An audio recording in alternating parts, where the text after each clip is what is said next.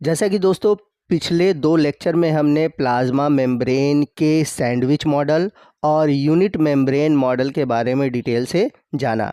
आज के इस वीडियो में हम प्लाज्मा मेम्ब्रेन के फ्लूइड मोज़ेक मॉडल के बारे में जानेंगे और ये जो फ्लूइड मोज़ेक मॉडल है ये सबसे एक्सेप्टेड मॉडल है, यानी कि वैज्ञानिकों ने इसी मॉडल को एक्सेप्ट किया है। क्यों एक्सेप्ट किया है, क्यों उन दोनों मॉडल को रिजेक्ट किया गया था, आज के इस वीडियो में हम डिटेल से जानेंगे। तो अगर हम बात करें फ्लूइड मोज़ेक मॉडल की, तो फ्लूइड मोज़ेक मॉडल को सिंगर और निकोलसन नामक वैज्ञानिक ने 1972 में दिया था। अब इनके अकॉर्डिंग देखा जाए तो जो सेल मेम्ब्रेन है ये 3 मॉलिक्यूल से मिलकर बना हुआ है। पहला है लिपिड, दूसरा है प्रोटीन और तीसरा है कार्बोहाइड्रेट। तो सेल मेम्ब्रेन में सबसे अधिक मात्रा पाई जाती है प्रोटीन की, ये लगभग 60 to 80% होता है, और लिपिड की मात्रा उसके बाद है जो कि 20 से 40% होता है। और वहीं बात करें हम कार्बोहाइड्रेट की, तो ये सबसे कम मात्रा में पाए जाते हैं। इनका जो अमाउंट होता है वो होता है 2 से 10%। तो सबसे पहले हम बात करते हैं लिपिड की। तो लिपिड जो होता है वो सेल मेम्ब्रेन में फास्फोलिपिड और कोलेस्ट्रॉल के फॉर्म में पाया जाता है। अब ये जो फास्फोलिपिड है ये 3 मॉलिक्यूल से बना है, ग्लिसरॉल, फैटी एसिड और फास्फेट ग्रुप। तो इन 3 मॉलिक्यूल से ही बनता है फास्फोलिपिड। अब फास्फोलिपिड के 2 पार्ट होते हैं, जैसा कि मैंने आपको प्रीवियस वीडियो में भी बताया हुआ है कि जो फास्फोलिपिड होते हैं इसमें 2 पार्ट होते हैं। पहला भाग होता है हेड और दूसरा भाग होता है टेल।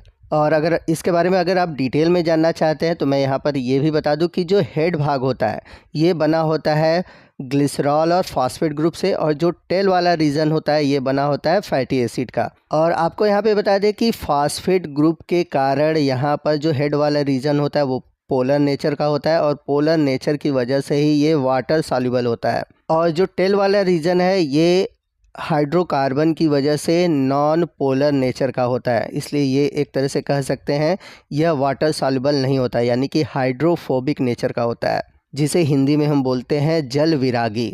तो हेड वाला रीजन हाइड्रोफिलिक है, यानी कि वाटर लवर है, यानी कि हिंदी में इसे हम बोल सकते हैं जल रागी। और जो टेल वाला रीजन है वो हाइड्रोफोबिक है, यानी कि वाटर हेटिंग है, ये जल से नहीं घुलता, इसलिए इसे हम बोलते हैं जल विरागी। तो सेल मेम्ब्रेन में ये जो फास्फोलिपिड है, जैसा कि हमने पीछे भी ये पढ़ा हुआ है कि ये बाइलेयर के रूप में पाया जाता है, यानी कि इसकी 2 लेयर होती है। और जो फास्फोलिपिड का हेड वाला रीजन होता है वो बाहर की ओर होता है, और जो टेल वाला रीजन होता है वो अंदर की ओर होता है। यहाँ पर मैं आपको बता दूं कि ये जो लिपिड बाई लेयर है, यानी कि ये जो लिपिड की 2 लेयर है, या फिर कह सकते हैं फास्फोलिपिड की जो 2 लेयर है, ये एक तरह से फ्लूइड लाइक नेचर का होता है। जैसे कि द्रव तैरते रहते हैं यानी कि बहते हैं, उसी तरह ये जो फास्फोलिपिड है ये भी आपको बहता हुआ दिखाई देगा। नेक्स्ट हम बात करते हैं प्रोटीन की। तो प्रोटीन जो होता है सेल मेम्ब्रेन में आपको मोज़ेक या फिर कह सकते हैं इरेगुलर शेप में दिखाई देता है, यानी कि इसका जो आपको आकार है वो फिक्स दिखाई नहीं देगा। और इसमें जो प्रोटीन होता है वो ग्लोबुलर प्रोटीन है, जैसा कि आपने सैंडविच मॉडल में पढ़ा था। अब इनमें जो प्रोटीन पाया जाता है, यानी कि अगर हम फ्लूइड मोज़ेक मॉडल के हिसाब से देखें तो इनमें 2 तरह के प्रोटीन पाए जाते हैं, एक है इंट्रिंसिक प्रोटीन और दूसरा है एक्सट्रिंसिक प्रोटीन। तो अगर हम बात करें इंट्रिंसिक प्रोटीन को, जिसे हिंदी में हम बोलते हैं आंतरिक प्रोटीन, तो ये जो प्रोटीन होते हैं ये लिपिड बाई लेयर में एक साइड से दूसरे साइड तक आपको देखने को मिलेंगे, यानी कि एक तरह से ये लिपिड बाई लेयर के अंदर धंसे होते हैं। वहीं जो एक्सट्रिंसिक प्रोटीन होते हैं, यानी कि जो वह प्रोटीन होते हैं, ये सिर्फ आपको लिपिड बाई लेयर के बाहर की ओर पाए जाएंगे। जैसा कि इमेज में आप देख सकते हैं ये इंट्रिंसिक प्रोटीन है, और ये जो इंट्रिंसिक प्रोटीन होते हैं ये लिपिड बाई लेयर में धंसे होते हैं और एक साइड से होकर दूसरे साइड तक रहते हैं, यानी कि एक छोर से दूसरे छोर तक होते हैं। जबकि जो एक्सट्रिंसिक प्रोटीन है ये सिर्फ आपको हेड वाले रीजन यानी कि बाहर की ओर दिखाई देगा। अब वहीं अगर हम बात करें कार्बोहाइड्रेट की, तो कार्बोहाइड्रेट जो प्लाज्मा मेम्ब्रेन में होते हैं वो एक कंजुगेटेड फॉर्म में होते हैं। कंजुगेटेड का मतलब ये किसी न किसी से जुड़े होते हैं, जैसे कि अगर प्रोटीन से जुड़ा हुआ है तो उसको हम बोलेंगे ग्लाइकोप्रोटीन, और अगर लिपिड से जुड़ा हुआ है तो उसको हम बोलते हैं ग्लाइकोलिपिड। तो एक तरह से देखा जाए तो ये जो कार्बोहाइड्रेट है 2 रूपों में देखने को मिलते हैं, ग्लाइकोप्रोटीन और ग्लाइकोलिपिड के रूप में। और अगर कार्बोहाइड्रेट के स्ट्रक्चर को देखें तो आप प्लाज्मा मेम्ब्रेन में इसे चेन लाइक स्ट्रक्चर यानी कि एक श्रृंखला के रूप में देखेंगे। तो आइए एनिमेशन के थ्रू देखते हैं कि ये सभी कंपोनेंट कहाँ पाए जाते हैं। तो सबसे पहले अगर हम बात करें फास्फोलिपिड की, तो फास्फोलिपिड जैसा कि आप सभी जानते हैं बाइलेयर के रूप में होता है। तो ऊपर वाला जो भाग होता है वो होता है हेड, जो कि हाइड्रोफिलिक नेचर का होता है, वाटर सॉल्युबल होता है, और जो टेल वाला रीजन होता है ये हाइड्रोफोबिक होता है, ये वाटर इनसॉल्युबल होता है, यानी कि जल में घुलनशील नहीं होता।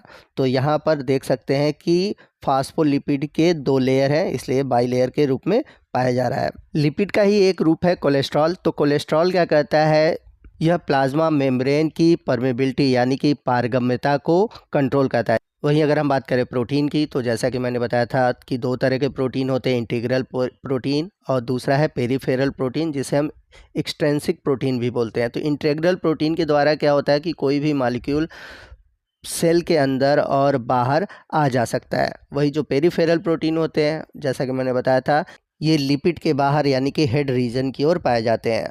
और जो तीसरा प्रोटीन है ये कोई स्पेशल प्रोटीन नहीं है, जैसा कि मैंने बताया था कि कुछ कार्बोहाइड्रेट प्रोटीन से जुड़े होते हैं जिनको हम बोलते हैं ग्लाइकोप्रोटीन, और ये वही प्रोटीन है।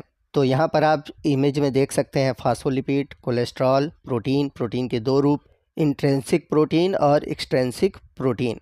और वहीं अगर हम कार्बोहाइड्रेट की बात करें तो कार्बोहाइड्रेट 2 रूपों में पाया जाता है। अगर प्रोटीन के साथ जुड़ा हुआ है तो ग्लाइकोप्रोटीन, और लिपिड के साथ जुड़ा हुआ है तो ग्लाइकोलिपिड।